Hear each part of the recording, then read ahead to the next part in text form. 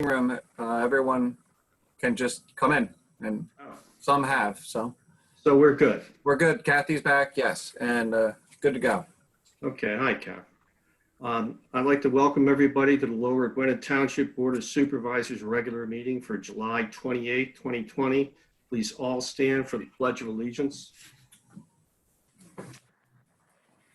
I pledge of allegiance to the flag of the United States of America and to the republic for which it stands, one nation, under God, indivisible, liberty and justice for all. Please, everybody be aware that this meeting is being audio recorded. We have first item on the agenda is the receipt of the minutes. Actually, Mr. Chairman, if I could just say that we had 4 executive sessions since the last meeting, July 1st, July 14th, July 15th, July 16th, all for personnel matters. Yeah, okay, we can. Carol, could you put that in the minutes? I was going to wait until we got to this, the Okay. personnel, but that's okay. As Yes. long as it's recorded in the minutes, we're good. Yes, thank you. Yeah, thank you. The first item on the agenda is the receipt of the minutes. As the supervisors had an opportunity to look at that? Yes, Okay. Do I have a motion? so moved. Do I have a second? Second. All those in favor say aye. Aye. Aye. Thank you. Second item on the agenda is the receipt of the year-to-date budget report and balance sheet for June 2020. We have our finance director present. Chuck, how are we doing?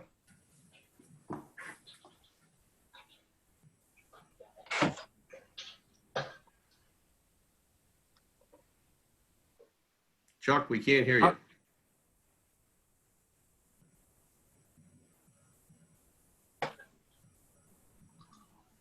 I take it Chuck can't hear us either. All right, we can come back to that. Let's table that for a little bit. Next item is receipt of invoice history for April, May, and June. Now, this was on the previous, April and May, I believe, were on the previous agenda. But it came to our attention that we did not actually hold a vote to accept those. So can I have a motion to accept the receipt of the invoice history for April, May, and June? So moved. Can I have a second? Second. All right. Second. All those in favor say aye. Aye. Aye. Thank you. Next item on the agenda is the authorization to advertise an ordinance vacating Meeting House Road. Mr. Amy, can you hear us? Yes, I can. Thank you. Okay, could you talk about this, please? Yes, thank you. The Meeting House Road vacation, this is the roadbed of the old Meeting House Road, which was abandoned when new Meeting House Road was extended to Route 202. The roadbed traverses property owned by Folkways, and as part of the Folkways subdivision land development that's before the board currently and will most likely be on your agenda for the August meeting, part of their proposal is to have the township abandon that right-of-way. Was the subject of quite a bit of discussion at the Planning Commission meeting and at the Building and Zoning meeting, and the main thrust of the discussion had to do with the ability for the fire department to continue access to the Folkways area and continue to have a home for the equipment that they store there. My understanding is that that has been worked out, and we will have a signed lease from the fire company, between the fire company and Folkways. And I've received that signed lease, a copy of it, between Folkways and North Penn Volunteer Fire Company. Okay, thank you. And I knew that Mr. Spears had reviewed it. Yes, So at this point, the only reason this hadn't been scheduled sooner was to make sure that agreement was in place. Now that it's in place, we will hopefully have this on the agenda for the August meeting. And in order to vacate the road, there has to be public advertisement of that vacation, and that would be the purpose of this item on your agenda this evening, is just to authorize that advertisement. Okay. Ken, Yes, Ken, yes, this is Ed Brandt. I wanted to ask you a question during the meetings that you had with our other boards. Was there any talk about compensation to the township for Meeting House? As I recall, they just took that road and then created the other road. And I don't recall us being compensated for them taking that road. I could be wrong, but I'm bringing it up to discuss it now. Well, Mr. Brandt, the township still owns that road. We're doing the action to vacate it so that Folkways will own the road at that point. Okay, the so road we has been still own it. relocated. Yes, that's why we're vacating it. All right. Mhm. And so they're taking the point that they created the new road, and are they going to, have they turned that over to the township officially? I assume they have. yes, that is part of the township road system. We now own that right of way. All right. I guess the topic was brought up when they did the change themselves.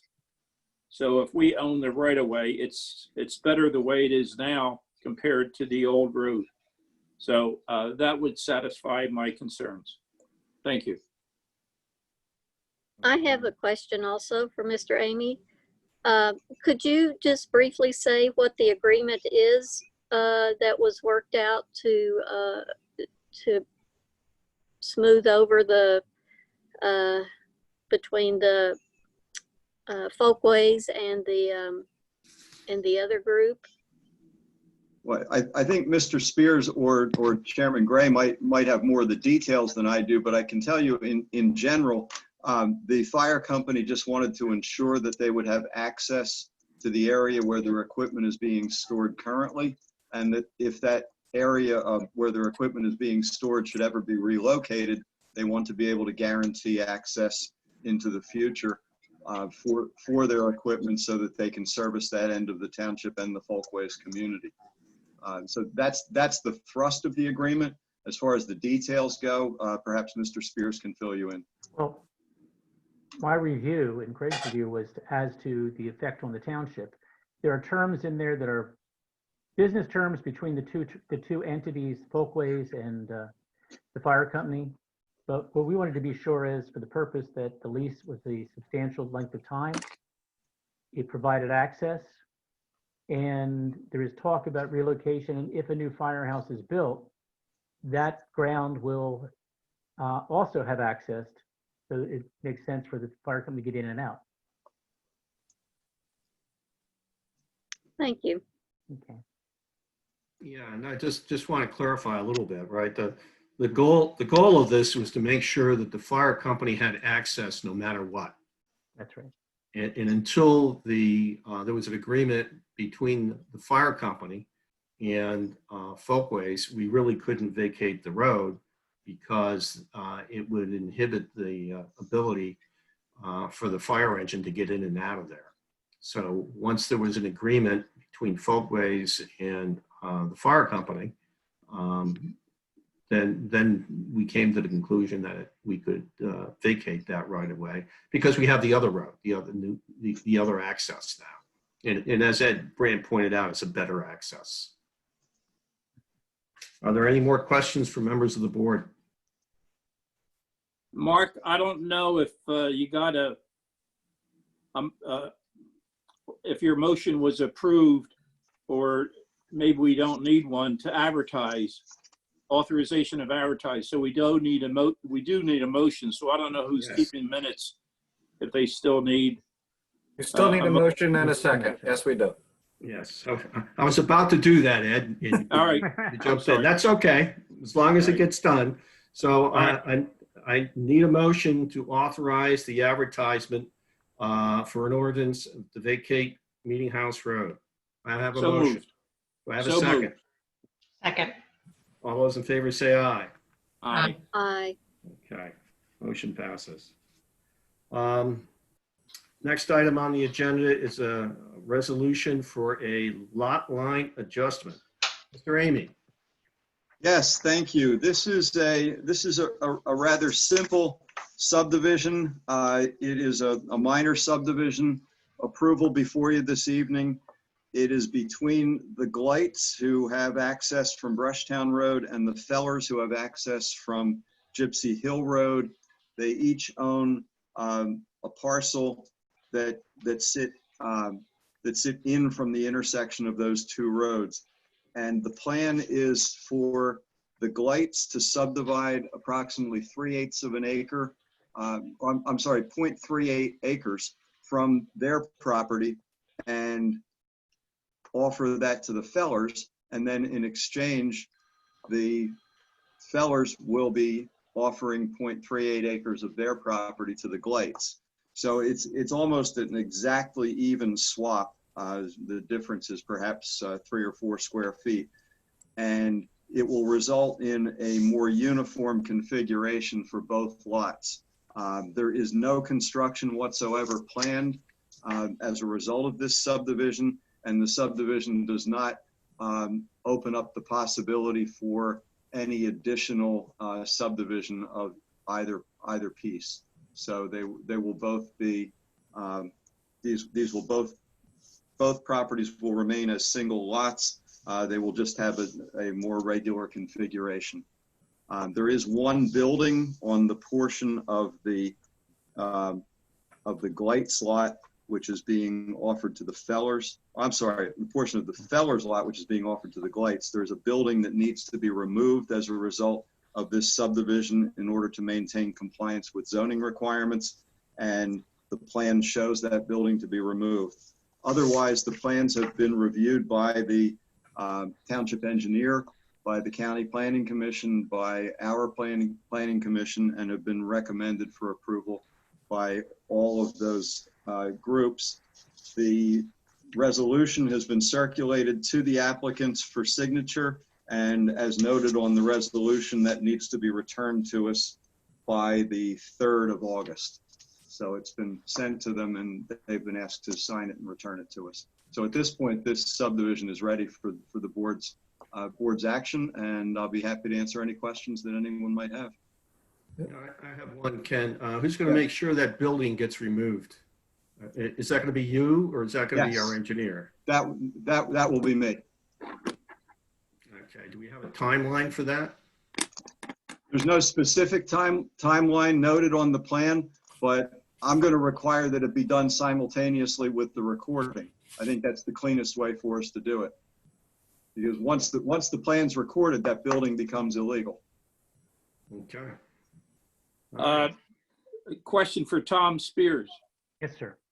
Tom, can we approve this without the return of the authorization, this ordinance that's not signed as of now? No, typically what we do is we approve the resolution, ask today Mr. Woodrow whether his clients accept that, and then they have to get it back to us after we approve it.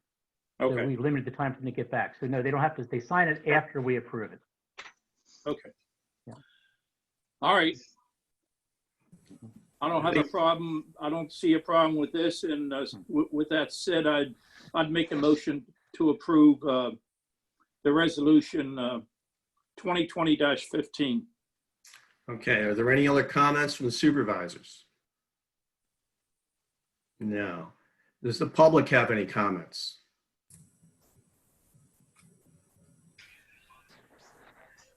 I do not see anyone. If anyone has any comments, they can raise their hand and I will unmute you, or you can send a chat. I do not see anything, Mr. Chairman. Okay, can I have a second? Second. All those in favor say aye. Aye. Aye. Motion passes. Great, guys. Thank you very much. Both property owners will be anxious to get that building down. So Ken will coordinate with you to have that done. Thank you, Tim. Thank you, Tim. Other business, resolution 2020-16, authorization to establish an account with the ICMA Retirement Corporation for administration of the drop plan. Craig, would you like to address the drop plan so people know what that is? I will. Looking for Chuck still. He was really handling this. I'd like him to take it over, but I do not see Mr. Wilson. So, am I missing him? Okay. Yeah, I don't He see was it. here. Yeah. And Okay. The drop benefit is for the police. The police can go into a deferred pension plan once they acknowledge that they are going to retire from the police department. They have, in our drop plan, they have 4 years to determine when the date is of their official departure from the plan.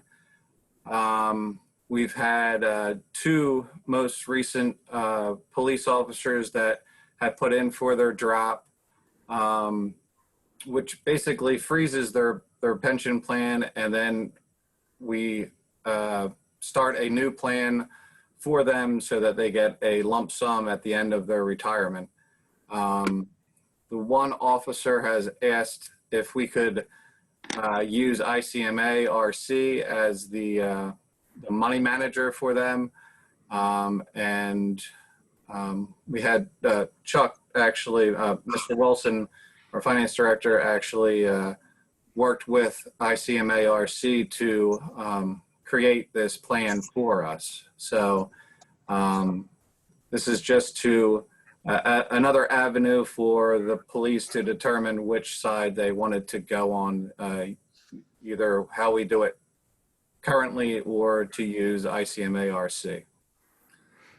Okay, just a quick question. We've had other officers do the drop, but ICMA wasn't the administrator, so that's why we had to go back to ICMA. Correct. This officer asked if we could use ICMA RC. We did not have that set up. And now if we establish this resolution, I have to sign off on some administrative paperwork tomorrow if this is approved tonight. And then we can establish a second drop account for the police to determine which side they want to go to. And Craig, the drop plan is a very common plan in a lot of municipalities. This isn't anything special, is it? This is nothing special. Nope. This is very common with the police department. I'm not sure if other unions have it, but police are the ones that have it. You're right. And I think other municipalities, large ones, have it as well. Oh, most municipalities have it. Yes. Yeah. So nothing unusual or out of the ordinary here. Does any of the other supervisors have any questions about establishing the drop plan with ICMA? No. Well, I'll take that as a no. Yeah. So, does any member of the public have any questions about the drop plan or what it's all about or anything?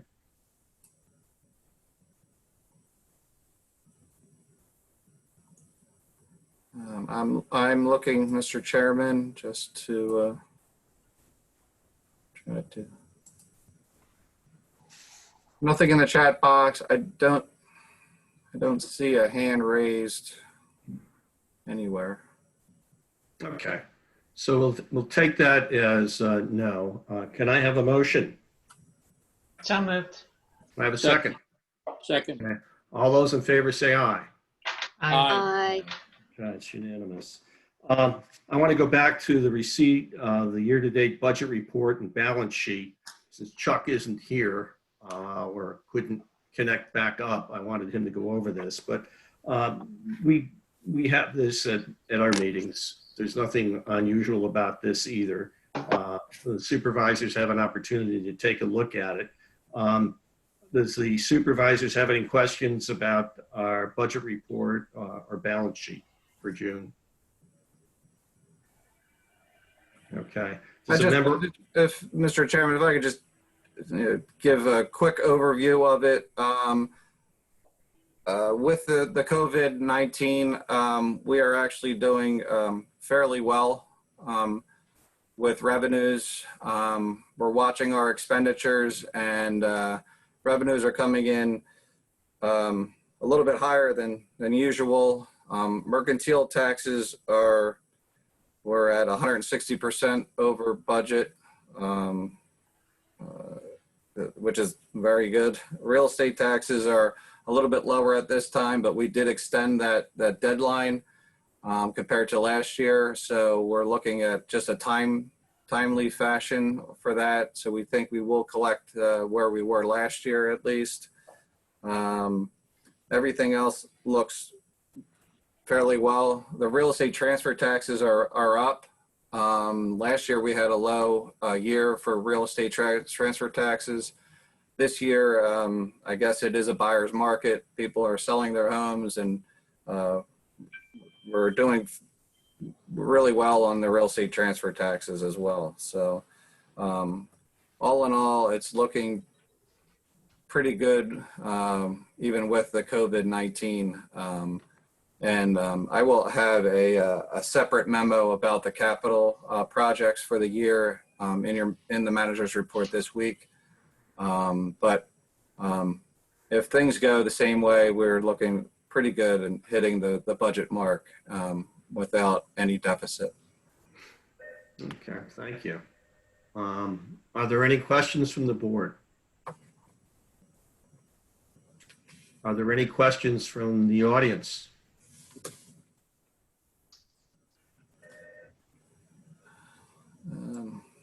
Again, I do not see any questions. Okay, can I have a motion to accept the year-to-date budget report and balance sheet for June 2020? So moved. Can I have a second? Second. All those in favor say aye. Aye. Aye. Okay, motion passes. Next item on the agenda is the solicitor's appointment. This has been a long event. I guess we started with an RFP at the beginning of the year, and we've interviewed a number of candidates at different law firms. And my opinion of one here is they were all qualified. And I was looking for an easy way to knock people out, and there wasn't one. So when we looked through the candidates, we had 2 rounds of interviews. And after the first round of interviews, we down selected to 3 candidates. We had another set of interviews. And our labor attorney, Ryan Cassidy, was moderating the actions. So we made sure we followed very clear procedures, and everybody had an equal opportunity to interview, ask questions, and be asked questions. So now we're coming down to a decision point where we want to appoint the solicitor. Having said all of that, are there any supervisors who would like to comment on the process or anything else around the selection of the solicitor? I would just concur with the chairman. It was a very robust process, very well organized.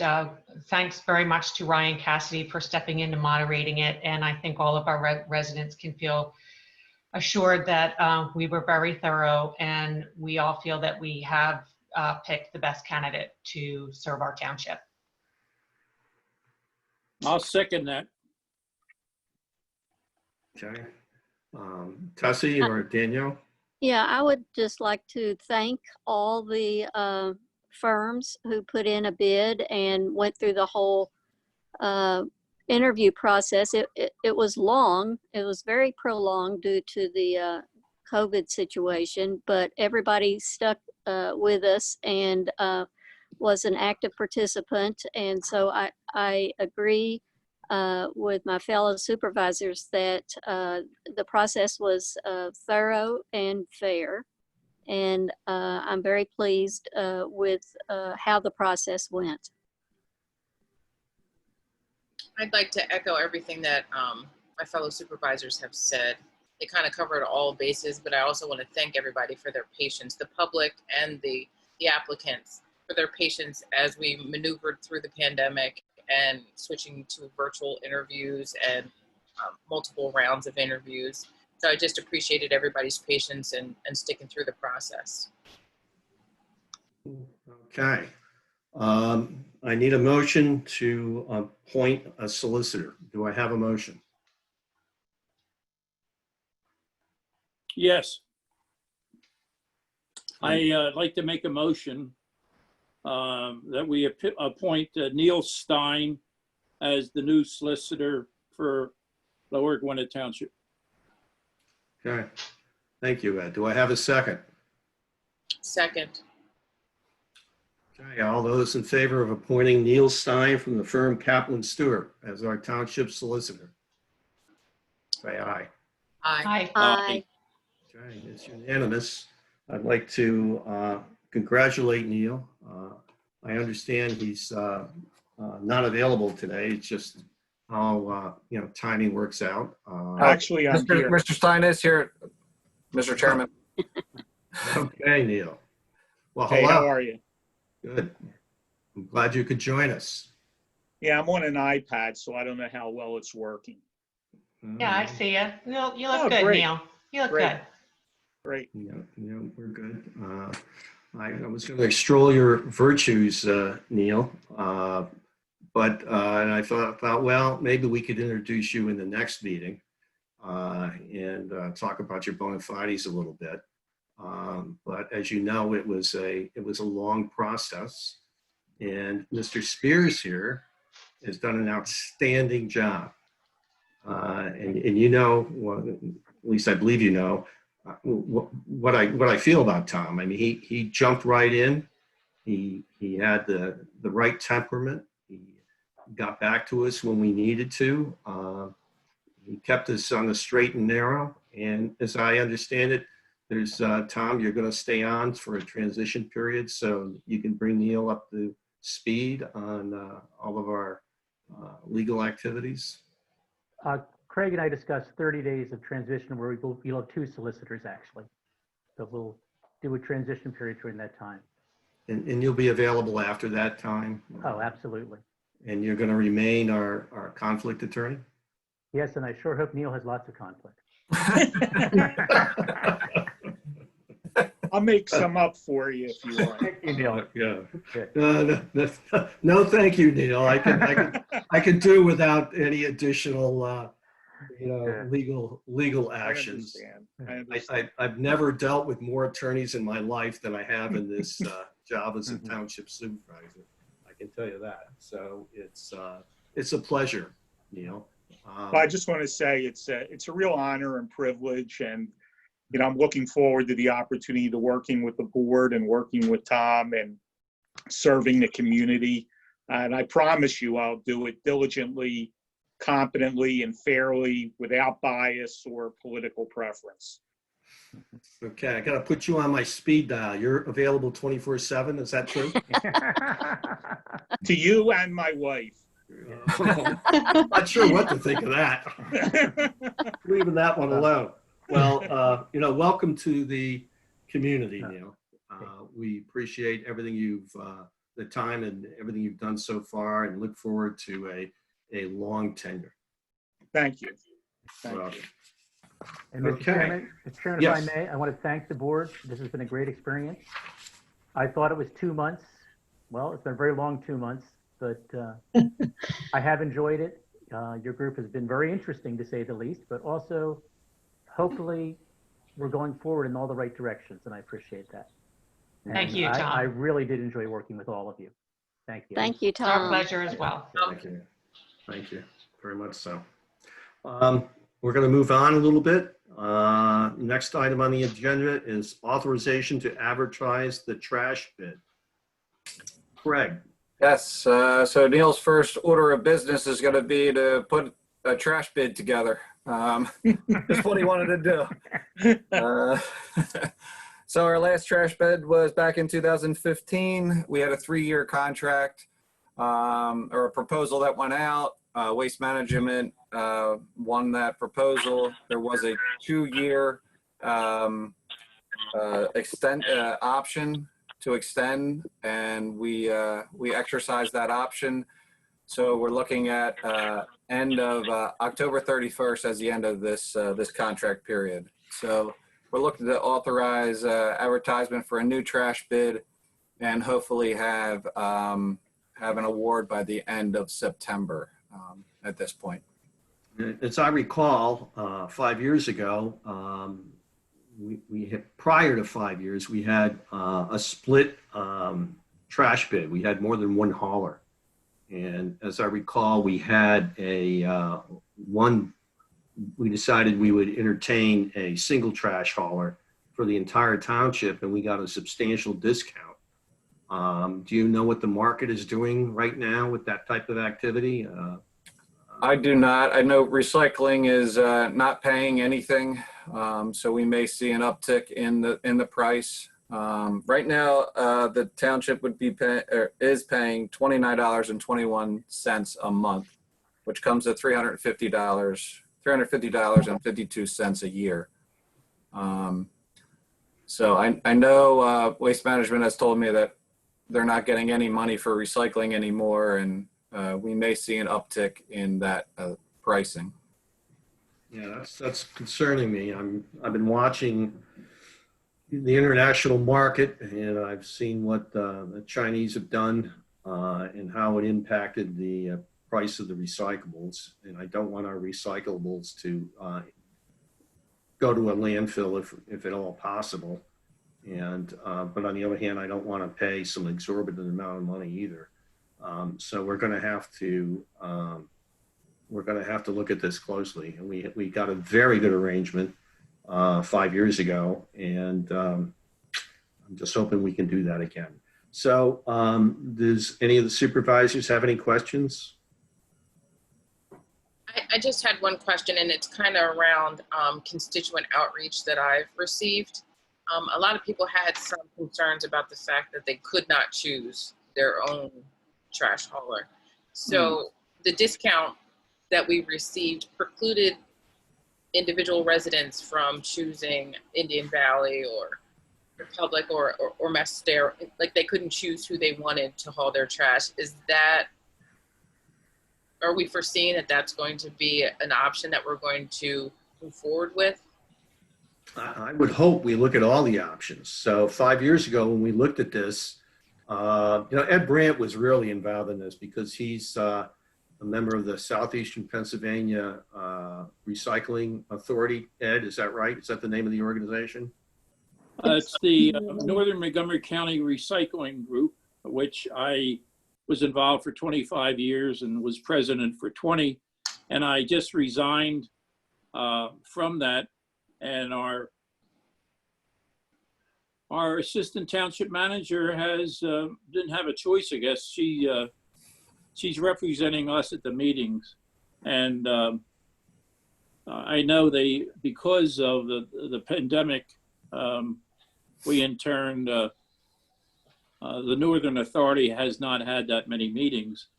But in reference to the trash situation, you are right, Mark, in the fact that I championed the fact of going with one hauler because the township actually had anywhere from 5 haulers in our streets, in our neighborhoods, all different hours of the week, all different times. We weren't utilizing our buying power. And a number of the Northern Montgomery County recycling municipalities have gone to and are moving to a one hauler system. The Borough of Ambler followed us, and they have a one hauler system. We do, and Solderton does, and there's other municipalities that eventually will go that way. Financially, for the municipalities, it's better. For maintenance for roads that are overused by the green truck or the yellow truck, the red truck, the blue truck, it just was out of hand. So I would hope when we go through this process that we put it out on bid and we stay with a one hauler system. Now, there were exceptions for those estates that had people that owned a number of acreage and they weren't, they were getting custom service into their garage and their units, and they in turn didn't participate in the one hauler system, and they paid an exorbitant fee for people coming right to their house and taking their trash. So we permitted that. But I'm hoping that the supervisors stay with a one hauler system. And when we put it out for advertisement, I think that's the best way to go on getting our best price. There's only two big time haulers anymore. That's Republic and Waste Management. Waste is number one, Republic's number two. I'm familiar with both companies, and Mascara is a local company. They have been competitive in certain markets. I'm very familiar with them. I know the owners. They're Norristown people, and in turn, they have had the I know the Ambler contract for a period of time, and so they are a player. They are basically the three that'll be competitive on the bids. So that's my background on it, and we'll just let the process work out. Yeah, I would hope we consider everybody. I just wanted to say that when we send it out for a bid, do we have to exclusively ask for a one hauler system? Can we leave that part open? We do leave it open. Okay. We do leave it open, and we don't have to instruct them, but I think the better pricing is going to be coming in from them for a one hauler system. Yeah. No, Mr. Brandt, the last couple of contracts, we did not have an opt-out provision. We used to have an opt-out provision for every resident. We eliminated that because Right. the haulers could not give a fair price because they didn't know. When we say we have 4,200 residents or households, they are bidding for 4,200, and Right. if everyone can opt out,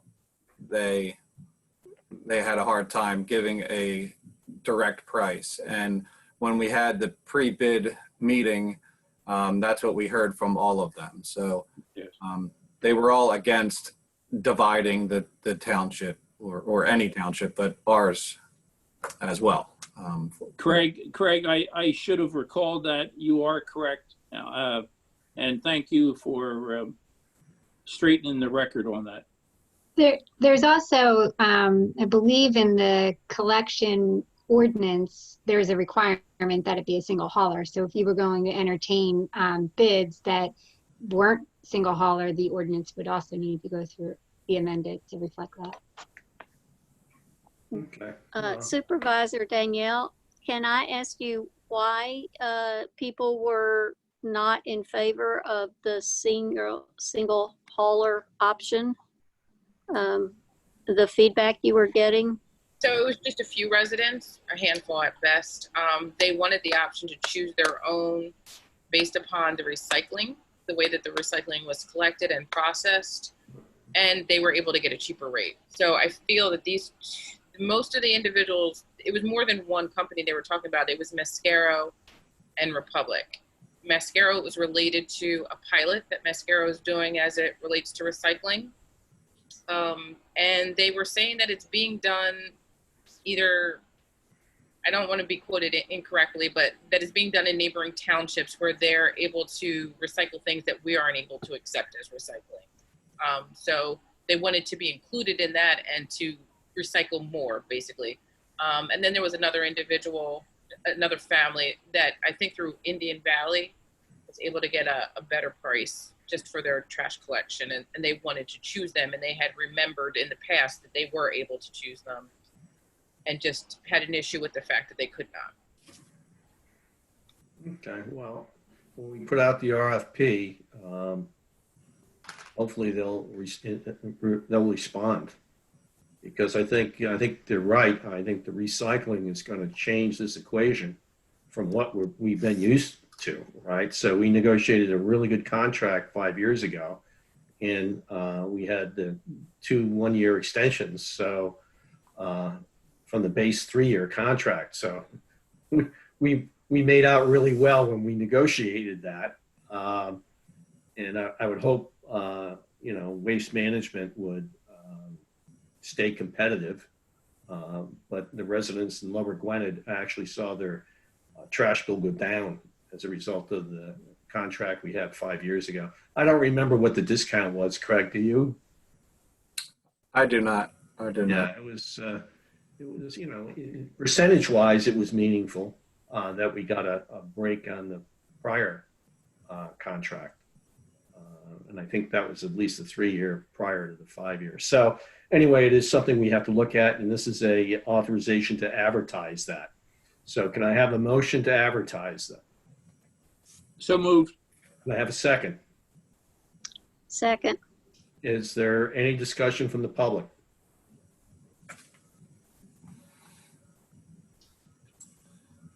I'm looking. I do not, just check the chat box. I do not see any hands and no Okay. comments. All those in favor say aye. Aye. Aye. Thank you. Motion passes. Next on the agenda is authorization to purchase computer upgrades and a switch. So I'm going to turn that over to Jamie. I think she'd be the right person for that. Yep. I had sent around a memo to the board requesting authorization to move forward with the purchase of 3 new workstations, 2 for the police department and 1 for the administration. The 2020 budget had allocated $9,300 for the replacement. At that time, we thought we were going to replace 5 workstations, but we only need to replace 3. So this will complete our initial replacement project that we started in 2018. We have 2 computers remaining that are the public computer. So we're not sure what we will do with those 2, but we'll revisit that in 2021. So the total price for the workstation replacement is $6,716.67. Okay. And then the second item in the memo is the network switch upgrade. For the 2020 budget, we had allocated about $8,800 for the upgrade. We will be, we currently have 2 24-port switches that have come to the end of their support life. The 2 ports and our 48-port switch are completely full except for 1 port. So the recommendation would be to replace one of the existing 24-port switches with the new 24-port switch, and then replace the second 24-port switch with the new 48-port switch to give us more space.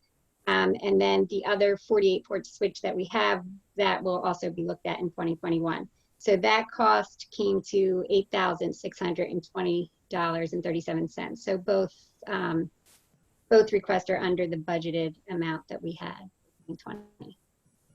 Okay. That took some work to get all the information, I'm sure. So I didn't realize we were using so many ports. But as we become more automated, I'm sure we'll fill those up as well. And the other switches, they're still, they're working, right? It's Yeah, not they're a- working. It's, in fact, we're going to, we're getting authorization right now, but we'll probably actually make the purchase a little later, like probably a November timeframe. But Okay. that's really when everything will expire for them. Okay, so our computer vendor, All Cover, are they doing the installation? Mhm. Right. Okay. All right. Does any of my supervisors have any questions or would like to discuss anything with Jamie concerning the computer equipment? Sounds like she did a thorough job. I Yes, just she have did. one question. I do think that this is a very thorough job. I think the only question I had is there any benefit for us using laptops for staff as opposed to desktops, given the fact that we've all experienced right now the need for us to be able to be remote? Yes, that we have looked at laptops before, but the actual replacement that for this particular replacement, the computer is for the receptionist. So we didn't feel the laptop would really be sufficient. And then the other two are for the police, and one of them is their like county record system. So it's their JNet computer, so they need So they have, need that to be a okay. Thank you. Okay. Does any of the members of the public have a question?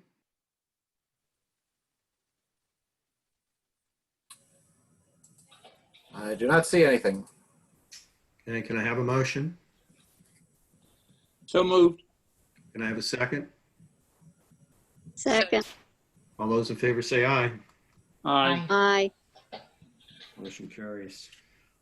Next on the agenda is authorization to purchase AV equipment. Jamie? This is another request. You'll recall back in early March, I had sent a memo where we had gotten a few quotes in to upgrade the AV equipment in the main boardroom and the caucus room. And that was also a budgeted item in 2020. Some of the initial quotes that we got back were basically the camera, and then we're controlling it, and it will have we'll upload the video footage, and you know, that will go on the website. So, and it was the projection screen would be replaced, and we would have a projector mounted. So those initial prices came back, but then they just really weren't, I don't think it was what the township is really looking for or what they need as far as a full upgrade in the main boardroom to accommodate meetings, especially giving access remotely to people. So we had another firm come in, and he did an overall evaluation of the meeting room, and then he came back with a much more costly quote, but more comprehensive, and I think has a better long-term benefit for the meeting space as a whole. So his quote included the installation of 2 cameras, streaming conferencing system in the main boardroom. 2 cameras will be mounted to capture the board and the audience. A touch panel to control the AV system would be installed up in the dais, sort of where I sit. He showed me how that would work, and that seemed really user-friendly. And then the screen behind the board where they sit, the one that comes out of the ceiling, that would be replaced to be a better size to fit the room. And then we would have a projector mounted on the rear wall, which would have the capabilities for wireless connections. We wouldn't have to worry about people that want to use the screen not having the right cords or whatnot. And then it would also have streaming hardware to integrate with video conferencing, and we'd be able to live stream meetings if that was the desire of the board. And then, you know, the other technical stuff like the media processor, the system processor, they'd put new wall plates on. We'd have a video splitter, so you'd be able to use the monitors and the screen. And then they'd also have, it also has an assistive listening system for ADA compliance, so people that maybe can't hear that well would be able to utilize that. And then a new wireless handheld microphone for the guest. And then they would also do all the programming, wiring, installation services, and training. And had that quote came to $55,518. So that's a lot of money. That's a lot of money. That takes us into the 21st century. I mean, it definitely, the person that, it's Delco Solutions, who they recently upgraded the Wissahickon High School meeting space as well. And he just had a lot of information. He was able to show different things, you know, and I don't know if there's a way to even break it down into smaller projects so it's not as hit right up front, or, you know, I don't know what the best, you know, way to go, but it's obviously up to the board to decide. So we got this quote. The first person didn't really, I guess, meet the needs of what we were hoping to accomplish, which is live streaming. This person gave us a more comprehensive package. Yeah. And with just like the three quotes up, well, the two initial quotes were basically just, we're going to put a camera up here. You're going to push the camera on when the meeting starts, and then you'll upload that information to your computer and it'll get posted to the website. And they, of course, would replace the screen and also put a projector in. So there's two quotes included that. And they were roughly around the same price, like $7,500, I guess. And then the other outfit was out of Texas that Ambler Borough uses. They came, that's how we got their name. And theirs was more expensive for the initial setup, which I think they were close to like $11,000 or $12,000. And then they, you have a subscription plan with them. So you're paying yearly for them to, you know, catalog your videos and store them for you. Everything gets stored on their, like it's through their bandwidth. It's not through the township. So theirs was a little bit more, comprehensive than the initial two, but I still don't think the equipment, like they weren't, theirs didn't include everything that this one did. So does this include, is there any, like, if we need assistance at any point, would they be able to assist, or is it they've installed it, these are all the components, and then you guys are good to go? No, I think that they would provide assistance. You know, we talked about that. He actually was really easy to get in touch with. I'm looking to see, he did have something in here about like training, and it might not be in this quote, but I think I had an email or something from him about their Training definitely necessary, but in terms of maintenance and Like troubleshooting, them being available for troubleshooting. Mm-hmm. It sounds like it might be certainly a more complex system than we're used to dealing with right now.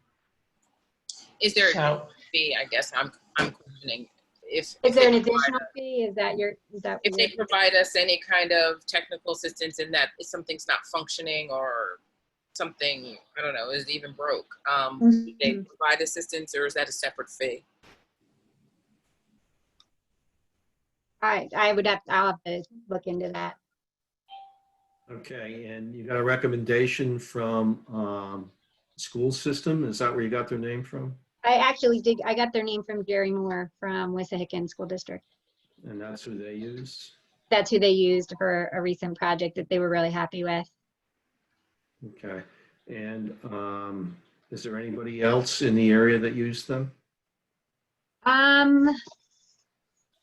He did. I would have to look into that. They are on CoStars, so it's quite possible. Oh, they are co-stars? Yeah.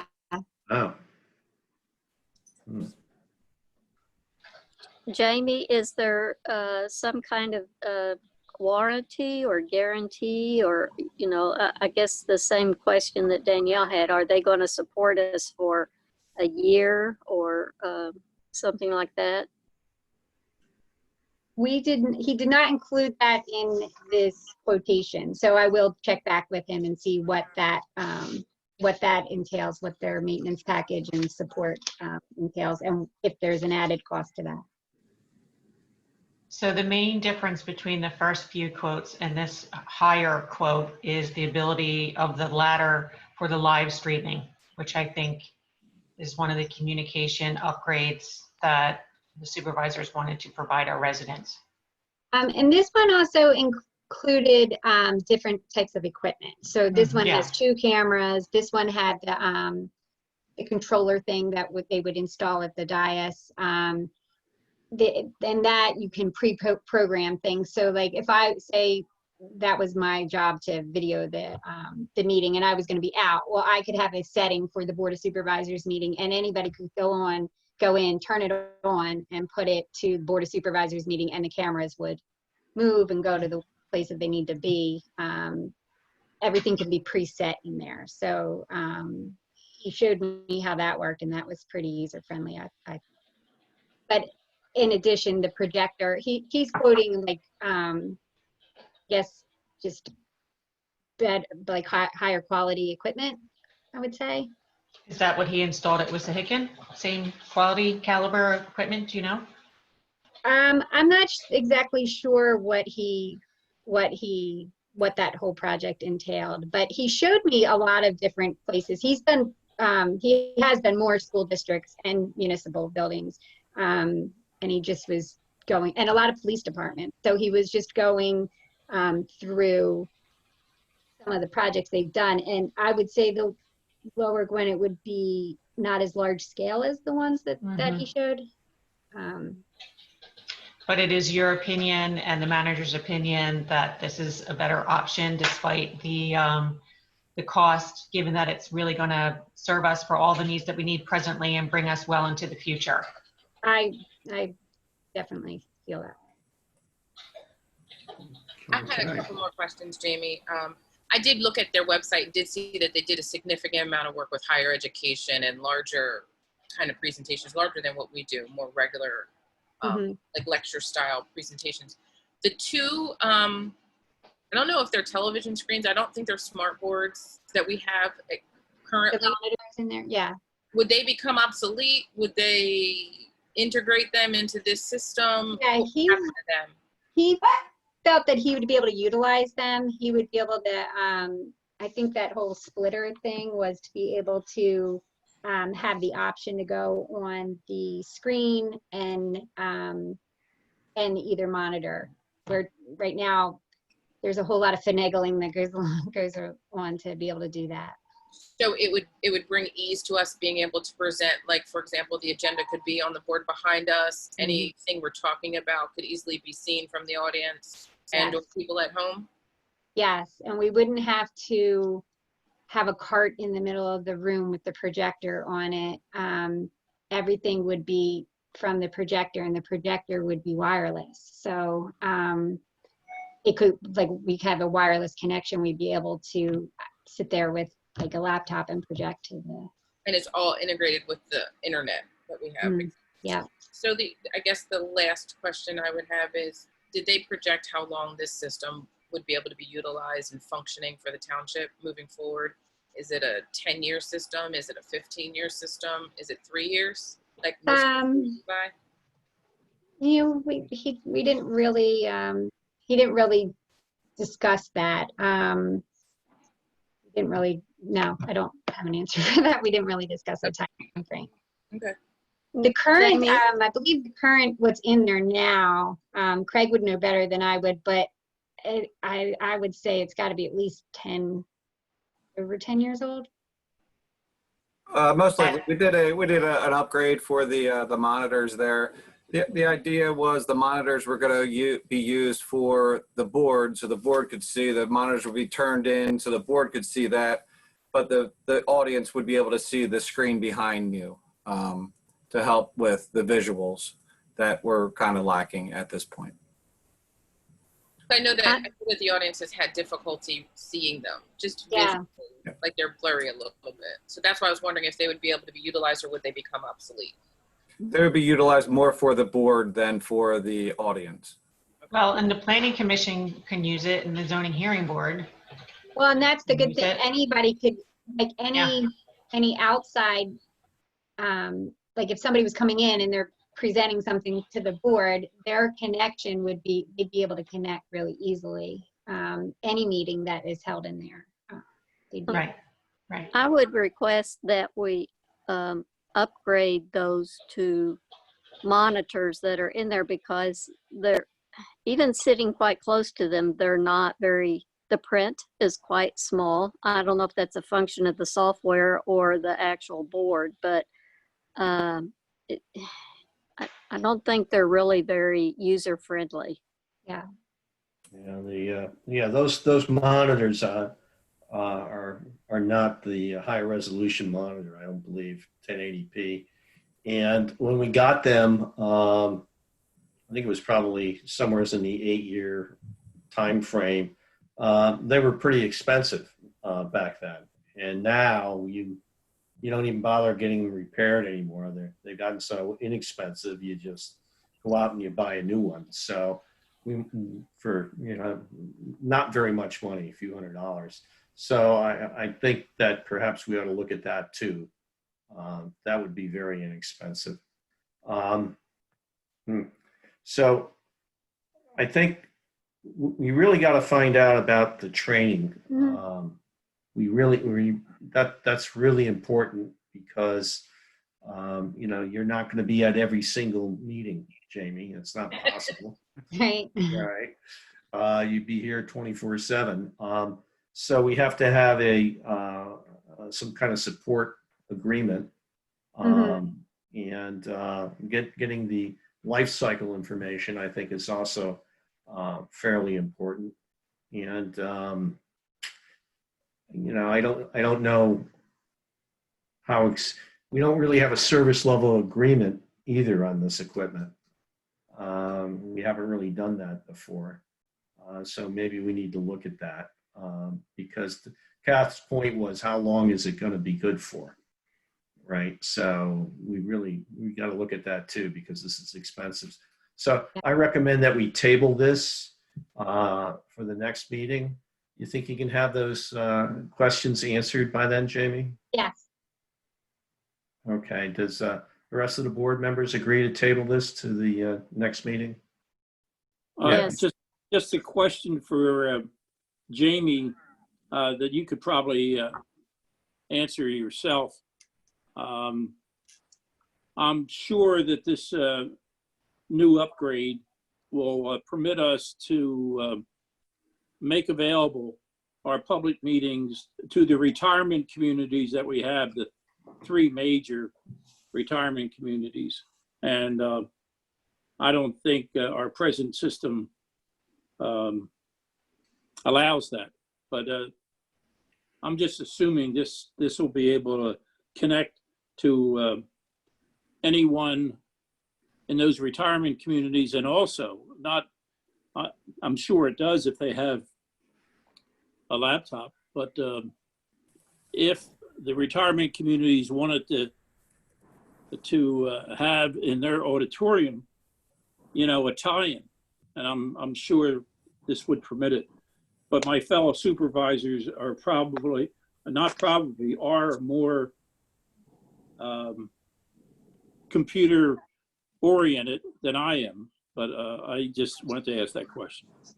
Yeah, this would have streaming capabilities, and that's obviously something the board would have to decide if that's what they would want to do with their meetings, but it would have the video capability. So you could have, like right now when we upload the Zoom meetings onto the website, you're able to watch the meeting back.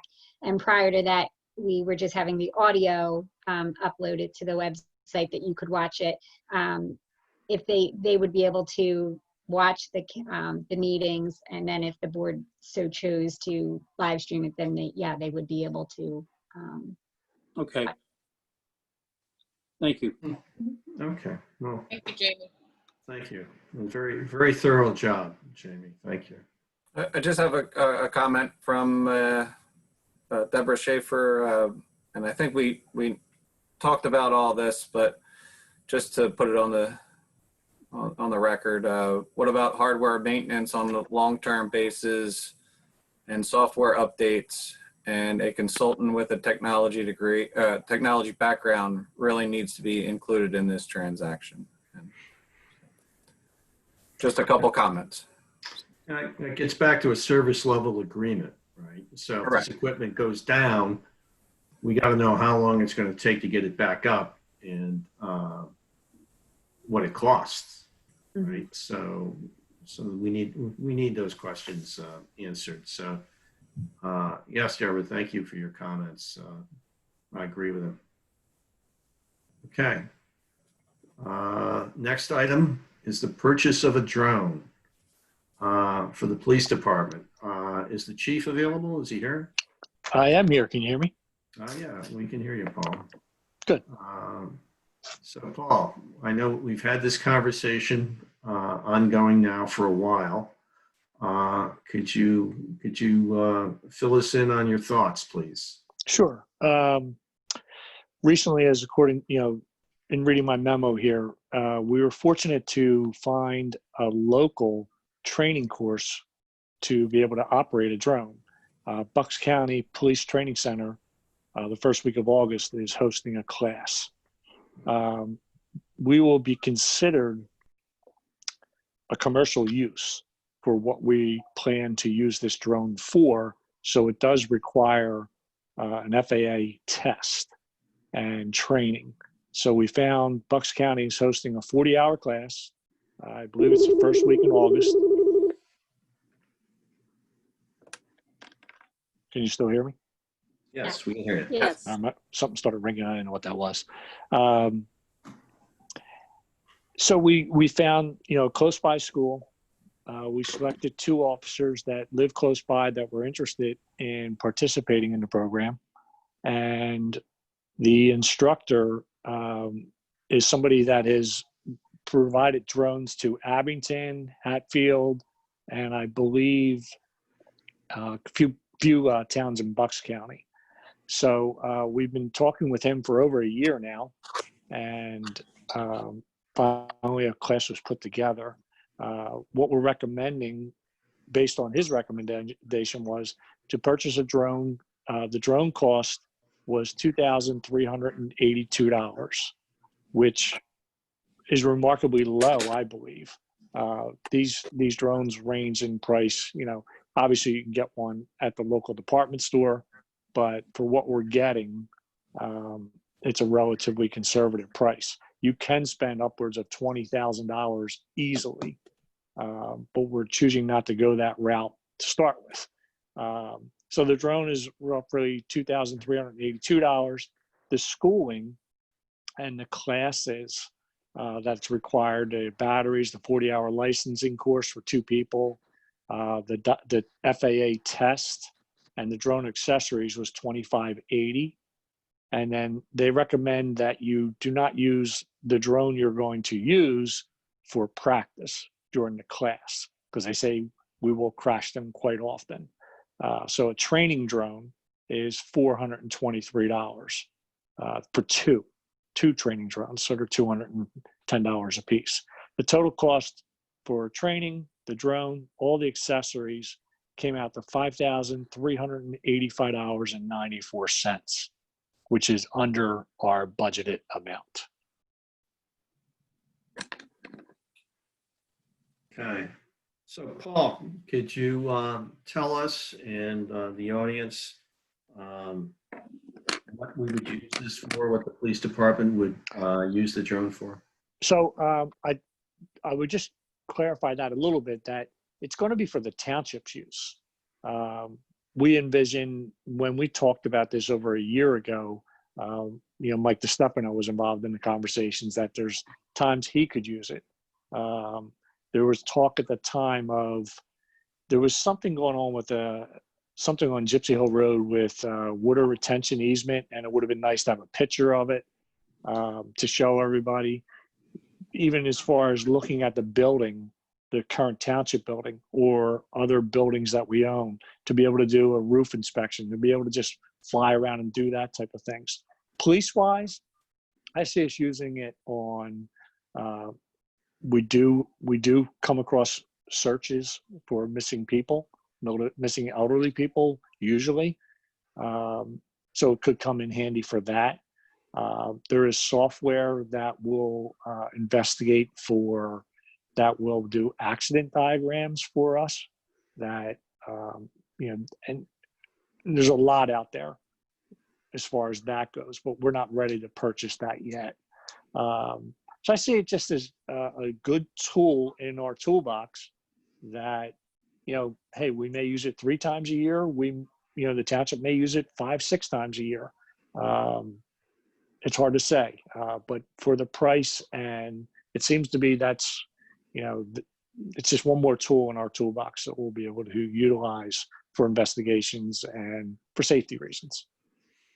So the camera that's on this, is that 1080p or 720p, or don't you know? I do. It is 1080. I knew you were going to ask that, and I thought I had it saved. 20 megs. It's in my memo, Mark, but it is a 1080p camera, HD. Okay. Yes, it is. Well, for that price, you're not going to get highly sophisticated drone. I agree with you. You can, the sky's the limit, no pun intended, in Right. terms of what you can spend on these things. And you're going to get 2 practice drones. That's a fairly reasonable price. So, and I know Mike DiStefano, we had a conversation with him about what he would be using it for. And yes, there was on Gypsy Hill Road, there was a property up there, a detention basin that had failed. And having some aerial photos of it probably would have, in the fall or early spring before the leaves came out, probably would have been helpful. Yep. But okay. This class in Bucks County is a law enforcement only class. So we weren't able to open it up to anybody else in the township. But I'm curious to see, I'm told it is a difficult process, that the test alone is very difficult, that, you're not a pilot to take the test, but you're pretty close. Okay. I'd like to add something that I think this would not only be great for the police department, but also the township. And there are privately owned buildings, of course, in the township that could utilize the drone or somebody's drone to do a roof inspection for the private companies, and they could pay a price either to Lower Gwinnett or some drone company. And I'm thinking out loud for the Meadows, because I had somebody lined up, and that was Harvey Sallin, but unfortunately Harvey passed away, and we had talks about it before the Lord took him. But that's something in the future that the township should consider offering. But that would be a step down the road. Yeah, and I would just caution you, Mr. Brandt, that Divot needs to be on board with this purchase. They want to be aware of every municipality that has a drone, and they want to see kind of what your policy is going to be. I think they would be against this. Well, that's fine.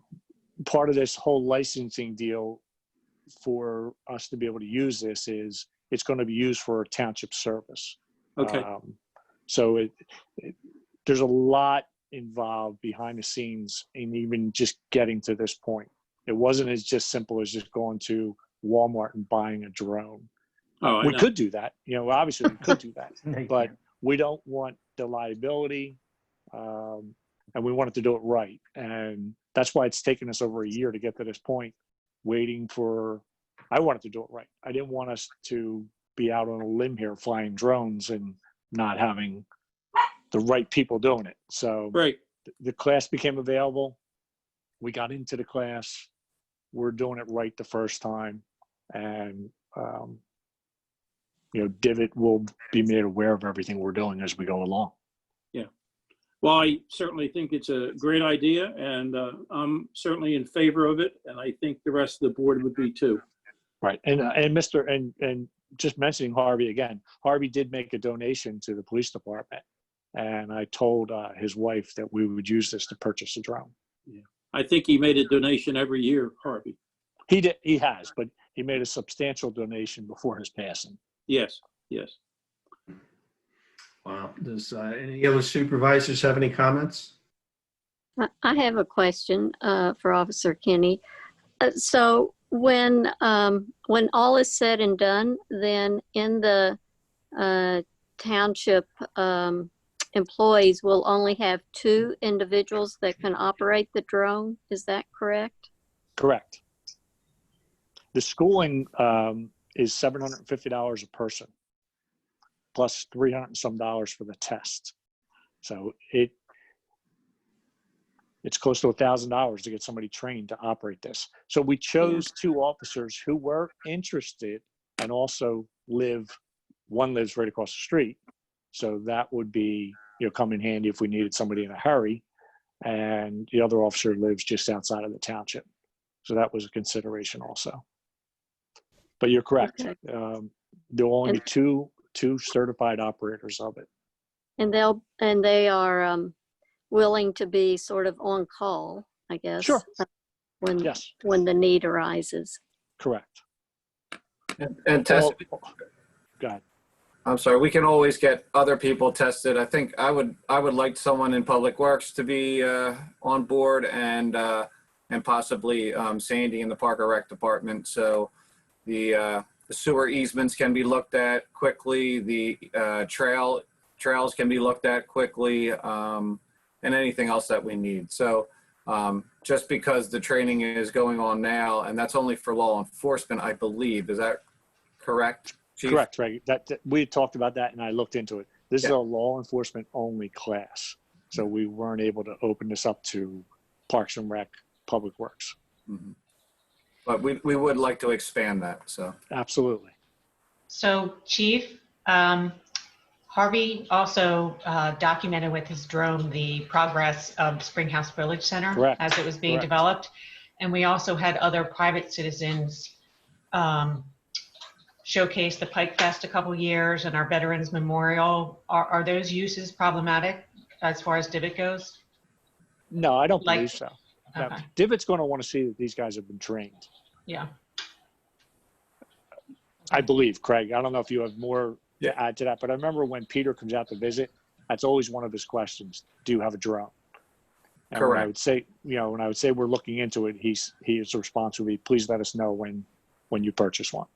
And what they don't want is us to lend it out, and they don't want us to use it for, because I want to look down my chimney at my house. Right. They want it to be used for township stuff. So. And Craig, for purposes of the people that are in the audience, they don't know what Divot is. So could you briefly explain what Divot is? Divot stands for Delaware Valley Insurance Trust.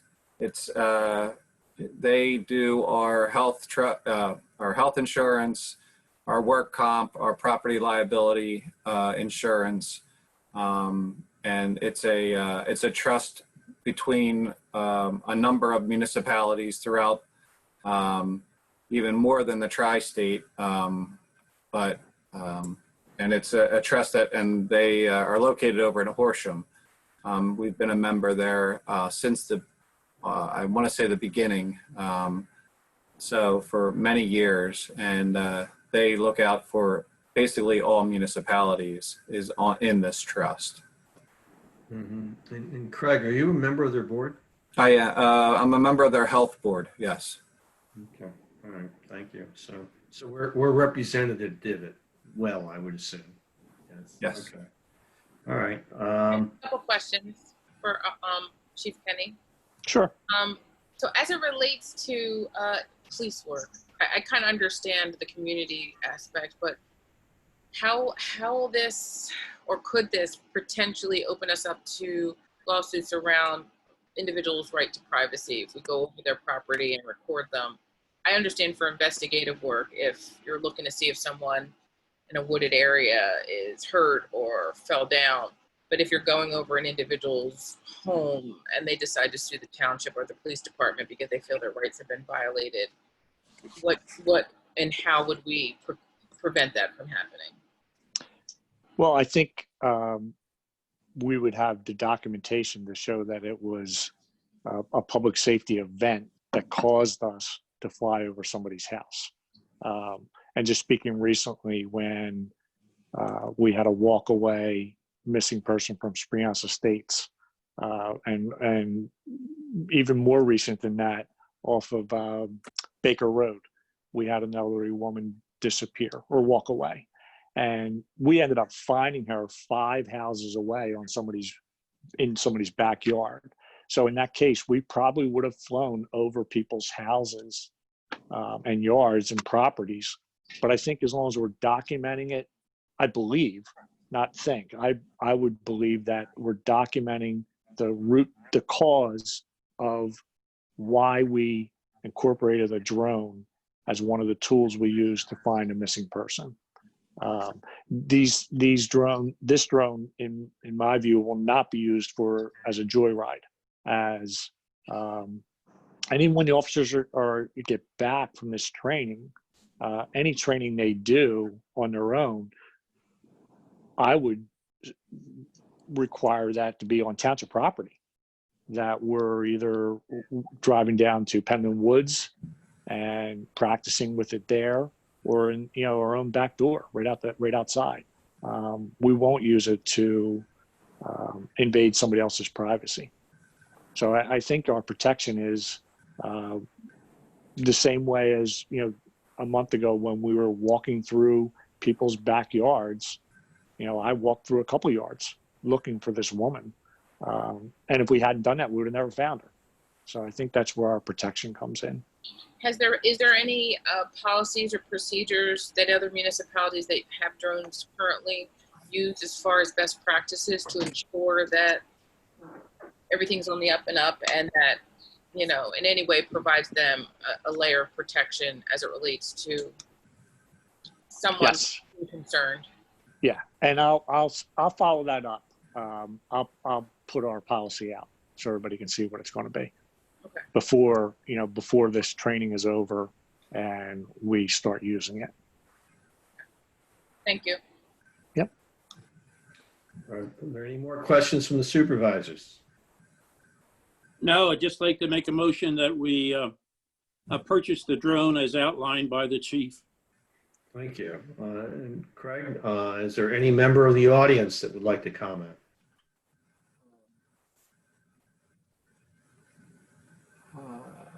No comments in the chat and no hand raised. So I think we're good. Okay, can I have a second? Is there a second? I'll second that. Okay. All those in favor say aye. Aye. Okay. Thank you. Motion passes.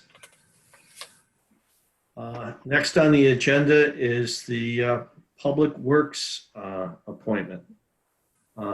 For those that don't know, members of the audience, our former head of Public Works, Mike Stefano, moved on. He moved to Florida. He was much loved by the staff. He was an outstanding public servant. He was always very attentive to the needs and issues of the township, and he put that, I wouldn't say first, but certainly a very high priority. I think it's certainly his family is. And he has moved on. So we were trying to find somebody in that mold, and it was very difficult to do that. But I think we may have found someone. Craig, could you fill us in? Yes, as long as it took for us to find a solicitor, it took us longer to find a public works director. So we had many a nights, many a meetings, many of interviews to try to find the right person.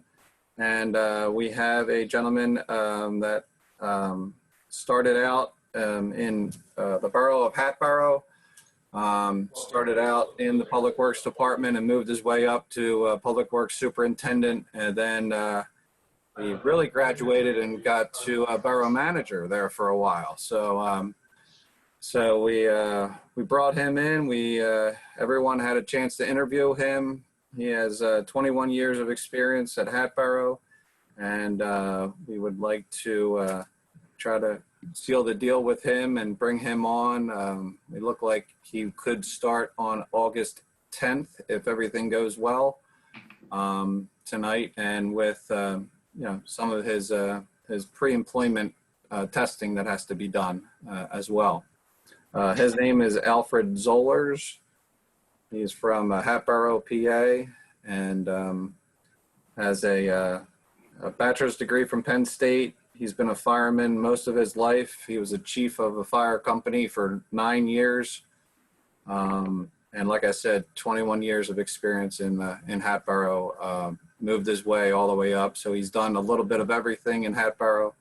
And hopefully if he comes here and you guys all agree, he does the same here and helps us out in the Public Works Department. Okay. I know it's been we're really picky. we I'll knew say. what we wanted, and Lower Gwinnett is a great place to live and it's a great place to work. And finding the exact right candidate took us quite a while. But I think we've done that. I think we've been successful.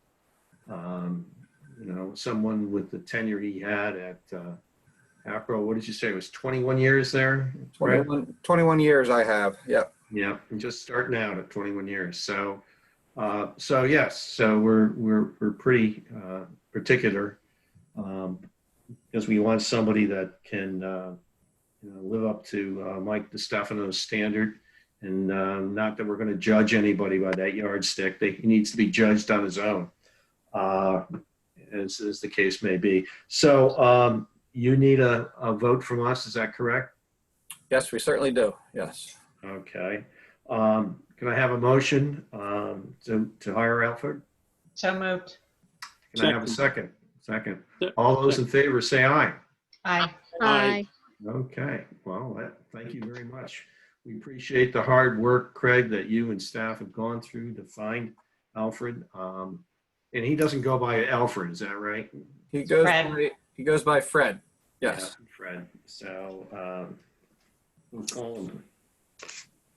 I would like to say thank you to Craig and Jamie, and I know Supervisor Kathleen also participated in the interview process, because I know it was a long, arduous process, and really we thank you for finding these excellent candidates that we interviewed, and Fred. So I'm excited about his coming on board. Thank you, Tessie. Thank you. Yeah. For those statements. Yeah, it was tough. Public comments. Is there any member of the public who would like to comment on anything that we've done tonight, or perhaps something that's not on the agenda? This is your opportunity to speak up and let us hear. I have one, Deborah Schaefer. I'm going to unmute her. Going to try to unmute her. There we are. Hi, Deborah. Schaefer at 823 Penland Pike. I use the trails along Penland Pike and Digger Road regularly, just about every day, to run or walk my dog. And there has been almost no maintenance to those trails for, I don't think it's an exaggeration to say, years. And I'd like to know if there are any plans to remediate the trails, such as filling in divots from heavy rains, replacing sand and gravel that's washed out, so that it's a little safer to walk and run on them. I'm sorry, Deborah. It's Penland and Dagger Roads. I use the trail between where it starts at Bethlehem Pike, all the way down to the train station, up to Bethlehem Pike along the high school, And there are many areas that are washed out because the swales have not been cleaned and maintained. So the water, when we get rains, the water comes out of the swales. The trails themselves are washed out in many places, and they're unsafe for runners like me. So trees come down, and I know that we have called Mike DiStefano in the past to have trees removed, and he was very diligent about attending to them. And I'm hoping now that we have a new public works guy that will be able to call on him. But just in general, the trails have not been maintained, and I'm wondering if there are any plans in place to remediate them in the next, I don't know, year or so. I can certainly take a look. Yeah, they're in pretty bad shape in a lot of places. We can, I will have our guys take a look at that. I do know that they do maintain trails throughout the township. There is, over 25 miles of trails, but it's, no excuse to have washouts. But maybe some of the trails that you're talking about are the school district trails as well. So, but I will relay that message out to those individuals that can take a look at them and see how we can improve them. Okay, two things. The areas that I'm most concerned about are definitely not school district because they're right along Penland Pike, and there were swales originally dug. This would be like where Foxfield Development went in, and we were told, because I live directly across the street, we were told that the water issue, the water would not be an issue because the swales would be dug. And in fact, those swales were dug, but they are totally filled in with debris. The only maintenance that we ever see done when I guess after the fall, the leaves that come down, and there are a lot of them, the leaves are cleared, but there's been no real maintenance. There hasn't been any replacement of sand or gravel to fill in where the stuff has washed out. And it's mostly because the swales are filled. So it's definitely not a school district issue, and it's definitely a township issue. Okay, we'll take a look at that. Thanks. I appreciate that. Thank you very much. Are there any other comments from the audience? Yeah, I have a question. Okay, please introduce yourself and provide your address, please. Yeah, Fred Diamond, 320 Arbor Lane in Ambler. I was looking at a video that goes back before the election, and in that video, supervisors Tessie McNeely and Danielle Duckett asserted that before they came on the board, the Republican boards did backroom deals. They said that not only in the video, but in print, but no detail. And I want them to explain those backroom deals.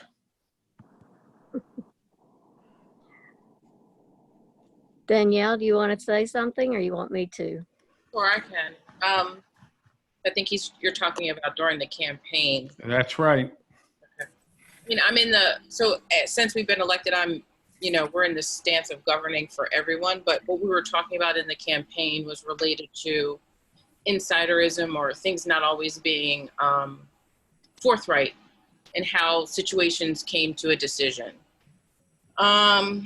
And there's many examples, but I think the most clear example that might help you understand what we're talking about, Mr. Diamond, is kind of similar to what you were, when you wrote into the Ambler Gazette. I think it was back in 2014, and you had asked why Joseph Zadlow was reappointed to 3 township positions. I think there was an article or something like that you had written into the Ambler Gazette. That kind of question, or that idea as to one individual holding 3 different positions and it not being clear to you as a citizen or a constituent, would be a similar question that me and Tessie were talking about in that video or on that paperwork. The explanation as to how did you get there?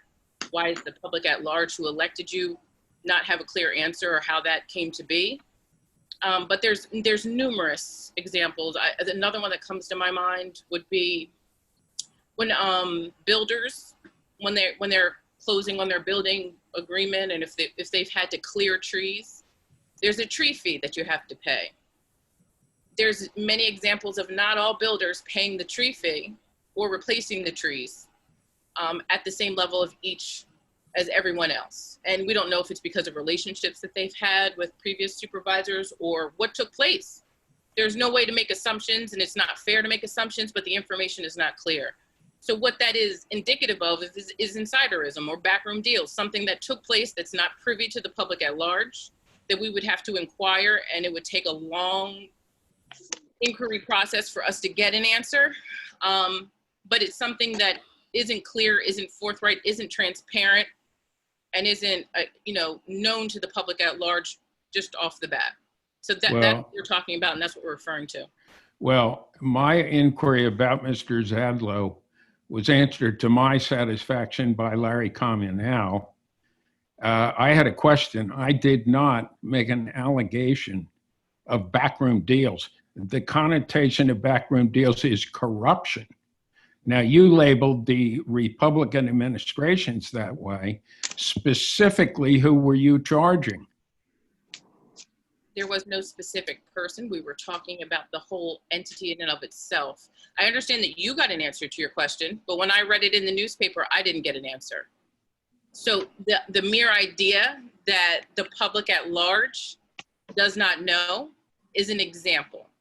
That's all. No. That's all that it was referring to. I had a question.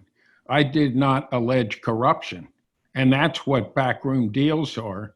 And when you charge Republican administrations without specificity, without indicating a person, that's unacceptable. That's a slur. And I would like to know which of the backroom deals you have investigated and cleared up, if there were any. So I think, Mr. Diamond, the key is that your definition of backroom deals is corruption. I've never asserted that it was mine. Okay, what do other people think that means, backroom deals? It doesn't sound wholesome or clean or honest. I don't think. I think it is what it is. And for me, what it means is that it's not transparent so that the public in its entirety has full knowledge of all that's taken place. So what have you done to give full knowledge to the public about these things that you thought were done incorrectly? I don't know which ones you're referring to, because I said there's a host of examples. What I've done since I've been elected, since I've held this position, is try to be transparent in everything that we're doing. So sending out RFPs when we're trying to hire somebody, ensuring that our meetings are accessible to people, whether it be recordings, whether it be audio or video, ensuring that the public is aware, sharing information as it comes across our desk as far as what we're doing and what we're planning and seeking to do. Yeah, but those things are standard. Those things were being done before. And again, backroom deals has a very dark, insidious connotation. I think it got you votes, and you didn't specify or explain, and it may have helped you win that election to the detriment of the Republicans. And I would remind you, Mark Gray has been on those boards 10 years, Republican. Steve Passione just placed on the Planning Commission. You're one of the people who did it. You're working with two of the people whose reputations were impugned for backroom deals. That would be Ed Brandt and Kathy Hunsinger. And I think you owe them an apology. I appreciate your opinions. I don't agree. And that's really all that I have to say about the matter. But thank you for sharing your comments. Okay. Well, based on what you've told me, there were no backroom deals. I think it was a false, unfair statement, and that's my opinion. It absolutely is. I would just like to add that we have spent a number of hours and efforts working with the board, the current board, to try to improve our communication. And we're in the process of putting out or designing an RFP to put out to hire a communications officer. you know, I agree with everything that Danielle said, and I stand behind what we campaigned on. I think the fact that we're working together as a board now should be proof that we're interested in putting the township before politics and moving the township forward in terms of transparency and educating the people in the township about what's going on. And we got slowed down for a number of months because of the shutdowns, but I think we're getting our momentum back, and we're going to keep increasing the communication with the township individuals going forward. Well, I think, pardon me, the things you're talking about were being done before. There's no innovation or change here, but there was a slur placed on Republican administrations that preceded you, which cannot be documented. It's just a whole slew of things that are so numerous that Supervisor Duckett says she can't specify them all. I think it helped you get votes. I think it was unfair, and I think it was wrong. And in the next election, if this kind of thing were said about Democrats, I don't think you'd like it.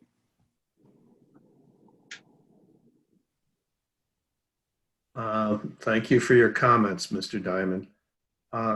Craig, are there anybody else that has raised their hand? Nothing in the chat room, and I do not see any hands raised. Okay, thank you. Craig, manager's report. I do not have anything at this time. Okay, that was quick. I think that was a record. Okay. This part of the meeting is reserved for supervisor comments. Does any of the supervisors have any comments they would wish to share? I do. Harvey Salmon was mentioned earlier in the meeting as relates to his drone, and I think Paul said that he had given donations, and Mr. Brandt, you had said that he's done it a number of years. Yes. So, which is a wonderful thing. And in that light, I'd like to publicly acknowledge and thank Sal Payon for a very generous gift that he gave to our police department a couple weeks ago. And beyond that, I'd like to welcome Neil on board. I really look forward to working with you. Thank you for stepping up for your community. We're going to need you. And same to Fred. I know he's not with us, but I think we've made two excellent choices for our township, and our residents should be rest assured that we're in good shape moving forward.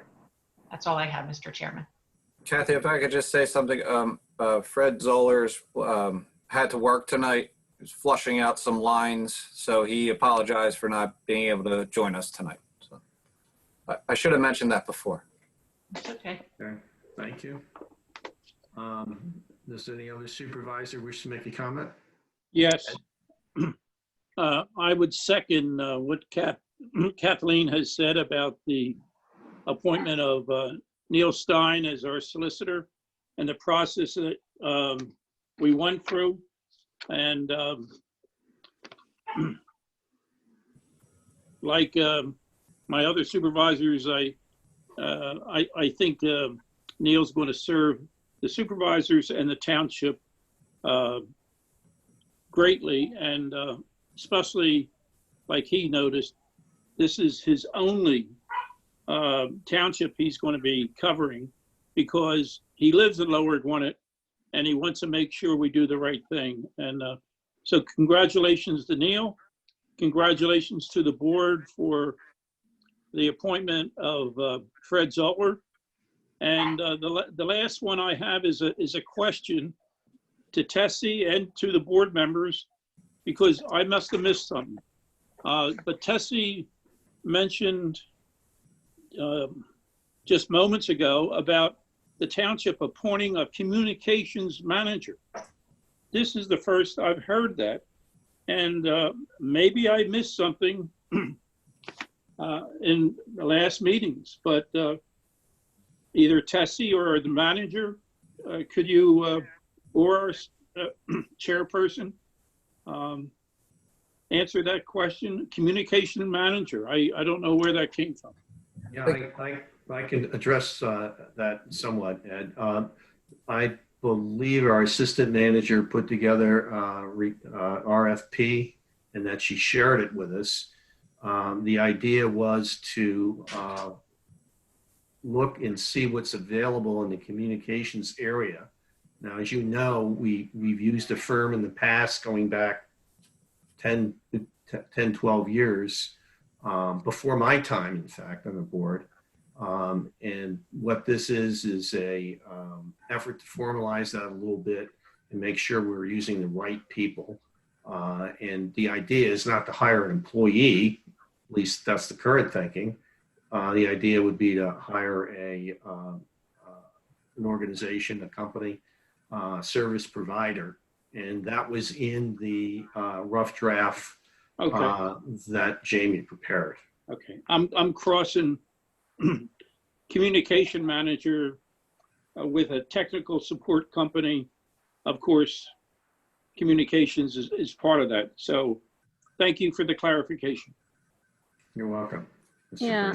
Green. So Superintendent Brandt, do you recall that we discussed this at the end of the last meeting? Yes, or I the do, but supervisors meeting? the word communication manager threw me, and the explanation by our chairperson, I do recollect now. So thank you for the explanation. Okay, That's all I have. thank you, Mr. Brandt. Danielle or Tessie? I'll go. I just wanted to, I echo the statements from my previous supervisors and my colleagues. But I also wanted to say a specific thank you to Tom for coming in to our unique situation and helping us through some of these tumultuous months as we managed a pandemic and lots of different things. So I appreciated all that you gave, all the time and effort that you've given to us and the expertise that you provided us. I also wanted to say to Neil that I was very impressed with all of your interviews and was very touched by the empathetic way that you cared about your community and wanted to serve the entirety of the community and the knowledge and experience that you'll bring to the township. I'm very much looking forward to working with you. And I want to thank you for applying. Thank you. And also to Fred, I know he's not on the call, but maybe he'll watch the Zoom recording later.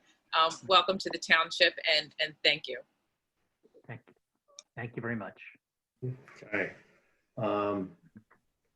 There's not much more to be said because everybody has said it, right? So I'd also like to thank the other applicants that we had. We went through, it was an arduous experience, thoroughly investigating and interviewing the other law firms. And they all could have done it. And it was nice to have such a selection. It really was. It's like, which flavor of ice cream do you like? And we have them all, right? And Neil just happened to have the best flavor, I guess. So we picked Neil. And we also went through a number of candidates for replacing Mike DeStefano. We were really picky on that as well. So all we can do is hope that we've made the right choice and move forward.